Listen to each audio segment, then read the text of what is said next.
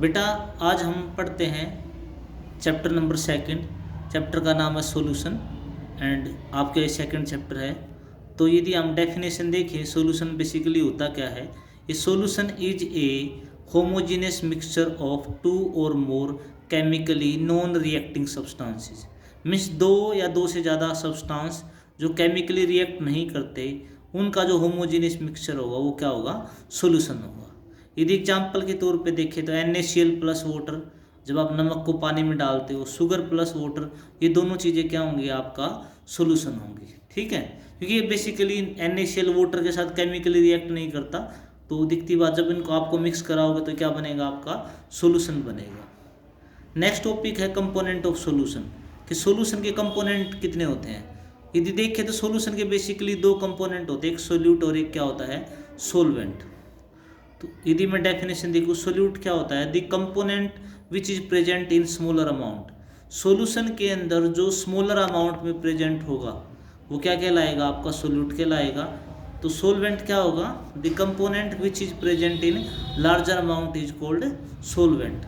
जो component large amount में present होगा वो क्या होगा, आपका सोलवेंट होगा। यदि मैं एग्जांपल के तौर पे देखूं तो 10 ग्राम NaCl in 100 gram of water, means मैं 10 ग्राम NaCl को 100 ग्राम ऑफ वाटर में डिजोल्व करता हूँ तो सॉल्यूशन बनेगा।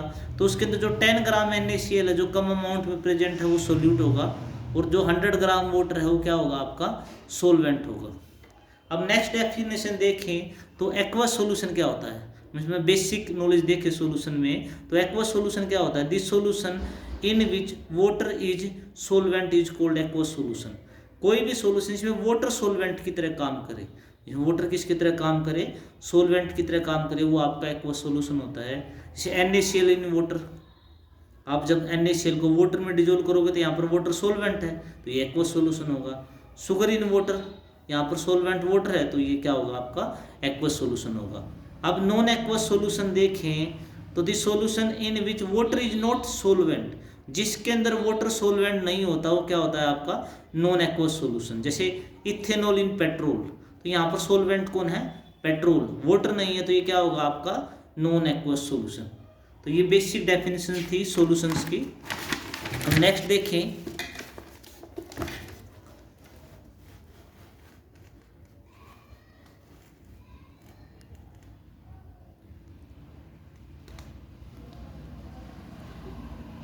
तो आपके बाइनरी सॉल्यूशन आते हैं।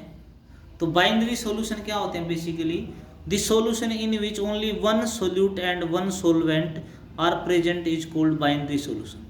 मतलब वन सोल्यूट और क्या प्रेजेंट होगा, one solvent, means total 2 component present होंगे। जैसे इथेनॉल को मैं वाटर में डिजोल्व करूं तो यहाँ पर सिर्फ 2 कंपोनेंट है, इथेनॉल एंड वाटर, तो सिर्फ 2 कंपोनेंट है तो ये कौन सा सोल्यूशन होगा, आपका बाइनरी सोल्यूशन होगा। यदि मैं बात करूं नॉन बाइनरी सोल्यूशन की, तो नॉन बाइनरी सोल्यूशन क्या होगा, इस solution which has more than 2 components, जिसमें 2 से ज़्यादा कंपोनेंट होंगे, मतलब एक से ज़्यादा सोल्यूट हो सकते हैं। More than one solute dissolve in A solvent, एक सोलवेंट में आप एक से ज़्यादा सोल्यूट डिजोल्व कर सकते हो। वो सारे कैसे सोल्यूशन होंगे, आपके non binary solution.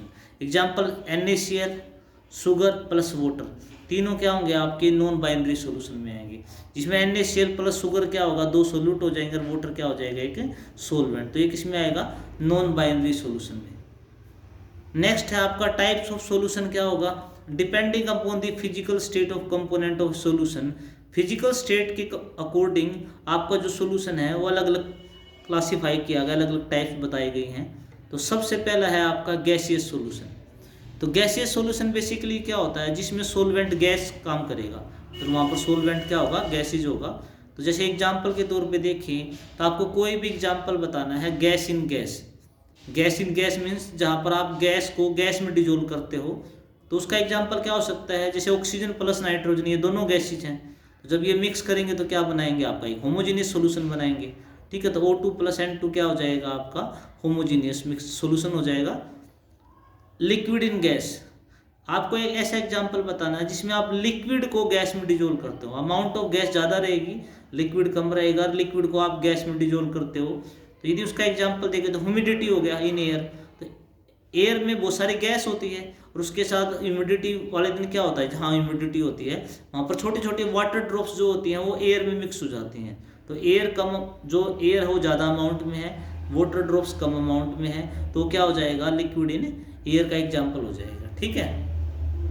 Next solid in gas. तो ऐसा एग्जाम्पल बताओ जहाँ पर एक सॉलिड एक गैस के अंदर मिक्स हो जाता हो। तो basically iodine vapours in air इसका एग्जाम्पल है। आयोडीन सब्लिमाइज हो सकता है, आयोडीन किस में चेंज हो सकता है, वेपर में चेंज हो सकता है। तो आयोडीन के वेपर किस में मिक्स हो जाते हैं, एयर में, और वो एक क्या बनाते हैं, एक होमोजीनियस सॉल्यूशन बनाते हैं। तो क्या हो जाएगा, सॉलिड इन गैस किसका एग्जाम्पल हो जाएगा आपका, सॉलिड इन गैस के लिए एग्जाम्पल क्या हो जाएगा, आयोडीन वेपर इन एयर हो जाएगा।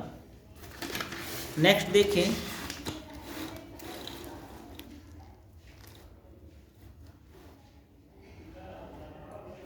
नेक्स्ट एग्जाम्पल हो जाएगा लिक्विड सॉल्यूशन। तो यदि लिक्विड सॉल्यूशन क्या है, जिसके अंदर बेसिकली इसके अंदर लिक्विड सॉल्वेंट रहेगा। यदि मैं लिक्विड सॉल्यूशन की बात करूं तो यहाँ पर सॉल्वेंट क्या रहेगा आपका, लिक्विड रहेगा। यदि मैं एग्जाम्पल लूँ, कोई ऐसा एग्जाम्पल बताओ या ऐसा कोई एक सॉल्यूशन बताओ जिसमें सॉलिड इन लिक्विड हो। तो ये तो बहुत आसान, आप सॉलिड को किस में डिजोल्व करोगे, लिक्विड में। तो शुगर इन वाटर हो जाएगा या सोल्ट इन वाटर हो जाएगा। ये सारे किसके एग्जाम्पल होंगे, सॉलिड इन लिक्विड के एग्जाम्पल हो जाएंगे। लिक्विड इन लिक्विड के एग्जाम्पल क्या होंगे, जिसमें दोनों लिक्विड हो। मतलब आप ये बेसिकली एक लिक्विड को दूसरे लिक्विड में डिजोल्व कर रहे हो। इथेनॉल इन वाटर, क्योंकि इथेनॉल भी लिक्विड हो जाएगा, वाटर भी लिक्विड हो जाएगा। तो आप लिक्विड इन लिक्विड डिजोल्व करते हो। गैस इन लिक्विड का एग्जाम्पल बताओ। यदि आपसे कोई एग्जाम्पल पूछे गैस इन लिक्विड, तो किसी गैस को लिक्विड में डिजोल्व कर, जैसे O2 हो गया, ऑक्सीजन एक गैस है और किस में डिजोल्व कर रहे हो आप, वाटर में। तो सारे किसके एग्जाम्पल हो जाएंगे, लिक्विड सॉल्यूशंस के क्या हो जाएंगे, एग्जाम्पल हो जाएंगे। अब मैं सॉलिड सॉल्यूशंस के एग्जाम्पल पूछूं, यदि आपसे पूछूं सॉलिड सॉल्यूशन के एग्जाम्पल बताओ, तो जिसमें सॉलिड सॉल्यूशन है तो सॉल्वेंट कौन रहेगा, लिक्विड रहेगा। मतलब आप लिक्विड के अंदर डिजोल्व करोगे। तो मैं यदि एग्जाम्पल लूँ तो पहला है solid in solid. Solid in solid क्या होगा, मतलब वहाँ पर सोल्यूट भी सॉलिड होगा और सॉल्वेंट भी सॉलिड होगा। तो इसका जो एग्जाम्पल होता है वो होता है एलॉय, क्योंकि बेसिकली एलॉय में आप दो मेटल मिलाते हो। जैसे ब्रास में आप कॉपर और जिंक मिलाते हो, और कॉपर और जिंक दोनों सॉलिड स्टेट में एग्जिस्ट करते हैं। तो इसलिए ब्रास क्या हो गया आपका, एक एलॉय है। और किसका एग्जाम्पल है, सॉलिड इन सॉलिड का एग्जाम्पल है। नेक्स्ट है आपका लिक्विड इन सॉलिड, मीन्स जहाँ पर आप किसी लिक्विड को सॉलिड के अंदर डिजोल्व करते हो। मतलब लिक्विड कम अमाउंट में होना चाहिए, सॉलिड ज़्यादा अमाउंट में होना चाहिए, और लिक्विड को आप सॉलिड के अंदर डिजोल्व करते हो। तो एग्जाम्पल क्या हो जाएगा आपका, हाइड्रेटेड सॉल्ट, जैसे कॉपर सल्फेट .5H2। यहाँ पर कितने वाटर मॉलिक्यूल जुड़े हैं साथ में, 5 वाटर मॉलिक्यूल। तो हाइड्रेटेड सॉल्ट क्या हो जाएगा, कॉपर सल्फेट .5H2।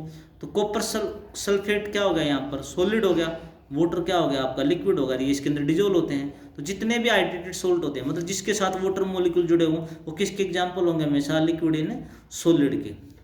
सेकंड है amalgam of mercury with sodium. Mercury सबको पता है लिक्विड स्टेट में होती है, सोडियम सॉलिड स्टेट में होता है। जो मरकरी को आप सोडियम में मिलाते हो तो अमलगम बनता है। तो किसका एग्जाम्पल हो जाएगा, लिक्विड इन सॉलिड का आपका क्या हो जाएगा, एग्जाम्पल हो जाएगा। नेक्स्ट एग्जाम्पल क्या बताना है, जहाँ पर आप गैस को सॉलिड में डिजोल्व करते हो। जब आप किसी गैस को किस में डिजोल्व करते हो, सॉलिड के अंदर। देखो नॉर्मली गैस को सॉलिड में डिजोल्व करने के एग्जाम्पल बहुत कम है, बट जो हाइड्रोजन गैस है वो पैलेडियम मेटल में डिजोल्व हो जाती है। जो आपकी हाइड्रोजन गैस है, it easily dissolve in palladium metal. तो ये hydrogen gas in palladium metal किसका एग्जाम्पल हो जाएगा, गैस इन सॉलिड का क्या हो जाएगा, एग्जाम्पल हो जाएगा। ठीक है। नेक्स्ट है expressing and unit of concentration of solution. तो सबसे पहले तो आपको कंसंट्रेशन ऑफ सॉल्यूशन का पता होना चाहिए। कंसंट्रेशन ऑफ सॉल्यूशन बेसिकली क्या होता है कि सॉल्यूशन के अंदर सोल्यूट की अमाउंट कितनी है।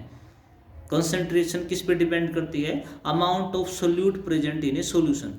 तो उसकी यूनिट क्या होती है, जैसे आप डिस्टेंस को मीटर सेंटीमीटर में मेजर करते हो, तो किसी भी सॉल्यूशन की कंसंट्रेशन को किस यूनिट में मेजर करते हो या कैसे एक्सप्रेस करते हो, वही बताना है। तो सबसे पहला मेथड है परसेंटेज, जो आप 9th-10th में पहले सीख चुके हो। परसेंटेज जो जिसमें से हम 100 में से निकालते हैं।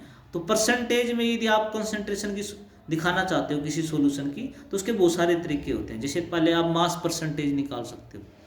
मास परसेंटेज में बेसिकली क्या है, यदि आप 9th में पढ़ चुके फार्मूला देखें तो mass of solute divide by आपका mass of solution multiply by क्या होगा आपका 100, यदि आपको मास परसेंटेज निकालनी है। जैसे देखो 10 ग्राम आपका NaCl है, आपने कितना ग्राम लिया, 10 ग्राम क्या लिया है, NaCl प्रेजेंट है 100 ग्राम ऑफ सॉल्यूशन में। 10 ग्राम NaCl 100 ग्राम ऑफ सोल्यूशन, आपको मास परसेंटेज निकालनी है। तो mass of solute 10 divide by mass of solution 100 multiply by 10, 100 से 100 डिवाइड हो जाएगा तो कितना बचेगा, सिर्फ 10%। तो इस तरीके से आप जो 9th क्लास की तरह आप क्या निकाल सकते हो, इसमें मास परसेंटेज निकाल सकते हो। यदि मैं नेक्स्ट देखूं,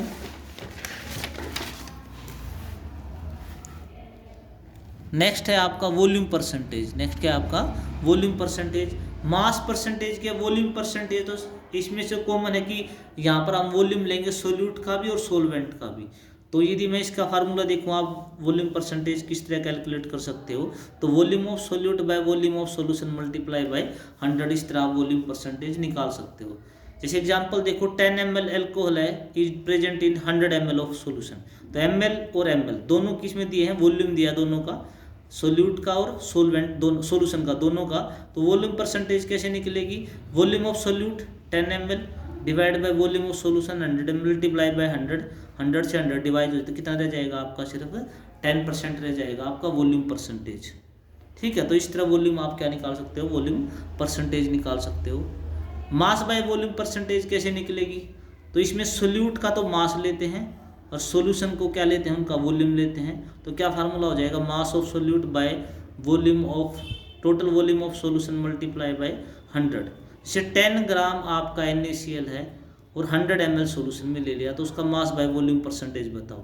तो 10 ग्राम NaCl divide by volume of solution 100 ml multiply by 100, 100 से 100 डिवाइड, तो कितना परसेंट आ जाएगा, 10%। तो यहाँ पर सोल्यूट ग्राम में लिया है और सोल्यूशन किस में लिया है, ml में। इस तरह क्या निकाल सकते हो, मास बाय वॉल्यूम परसेंटेज। तो ये परसेंटेज में आप कंसंट्रेशन कैसे एक्सप्रेस करते हो, उसका तरीका था। सेकंड आपकी स्ट्रेंथ, जो नॉर्मली आप बताते हो किसी सॉल्यूशन की। नेक्स्ट टॉपिक क्या है, स्ट्रेंथ। स्ट्रेंथ बेसिकली क्या है, the strength of a solution is defined as the amount of solute in gram present in 1 litre of solution. मतलब आपका 1 लीटर सॉल्यूशन है, उसमें कितने ग्राम आपका सोल्यूट डिजोल्व है, वो आपकी क्या कहलाएगी, स्ट्रेंथ। 1 लीटर सॉल्यूशन में कितने ग्राम सोल्यूट प्रेजेंट है, वो उसकी क्या कहलाएगी, स्ट्रेंथ कहलाएगी। ठीक है, स्ट्रेंथ को कैसे एक्सप्रेस कर सकते हैं, ग्राम पर लीटर में। आप किसी सॉल्यूशन की स्ट्रेंथ को एक्सप्रेस किसमें करोगे, ग्राम पर लीटर में। Like if 20 gram NaCl present है 1 लीटर सॉल्यूशन में, आपने सोल्यूट कितना लिया है, 20 ग्राम NaCl और 1 लीटर सॉल्यूशन में, तो उसकी स्ट्रेंथ क्या कहलाएगी, 20 ग्राम पर लीटर क्या हो जाएगी, उसकी स्ट्रेंथ हो जाएगी। इस तरह आप क्या एक्सप्रेस कर सकते हो, इसकी स्ट्रेंथ एक्सप्रेस कर सकते हो। इस तरीके से आप क्या दिखा सकते हो, किसी भी सॉल्यूशन की क्या मेजर कर सकते हो आप, कंसंट्रेशन।